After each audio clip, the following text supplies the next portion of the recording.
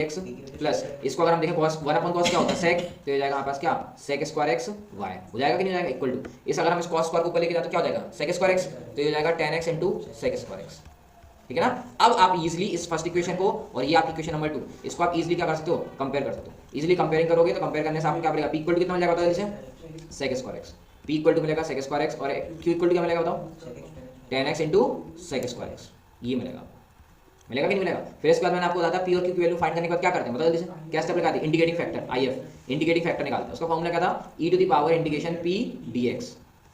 करवाते कि नहीं कराता। तो या तो आप चाहो तो इस इंटीग्रेशन की वैल्यू पहले अलग से निकाल लो, एक तो ये तरीका है, या नहीं आपको लगता है हम डायरेक्ट निकालें तो डायरेक्ट निकाल लो e की पावर इंटीग्रेशन p की वैल्यू कितनी है p की वैल्यू है sec square x dx। sec square x का इंटीग्रेशन क्या होता है tan x होता है, तो इंटीग्रेटिंग फैक्टर क्या आ जाएगा e to the power tan x।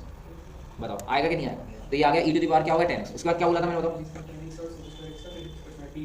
इसमें मैंने बोला था y इंटू इंटीग्रेटिंग वहाँ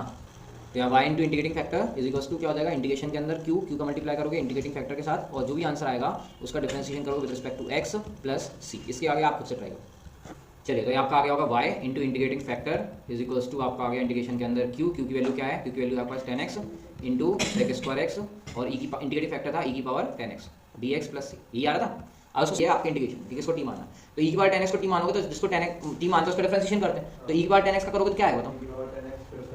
e की पावर tan x का तो e की पावर tan x आ जाएगा और tan x का कितना हो जाएगा sec स्क्वायर x। तो दो टर्म आपके चलेगा नहीं चलेगा dx इक्वल टू dt। तो आपके दो टर्म यहाँ पे एक साथ ऑर्डर है जैसे इसमें e की पावर tan x हो गया और sec स्क्वायर x हो गया बच्चा हो गया कि नहीं हो गया। तो देयरफॉर क्या बचा y इंटीग्रेटिंग फैक्टर की वैल्यू यहाँ पर नहीं की अपन ने सॉरी फॉर दैट e की पावर इंटीग्रेशन सॉरी इंटीग्रेशन क्यों रहा e की पावर tan x है ना ये हो गया था इक्वल टू इंटीग्रेशन के अंदर ये sec स्क्वायर x और e की पावर tan x तो चला गया dt बन गया और tan x यहाँ से tan x की वैल्यू निकालोगे तो क्या आएगा log t क्या जाएगा log t dt plus c तो कांस्टेंट है बाद में दिखाएगा तो y into e to the power क्या हो गया आपका tan x हो गया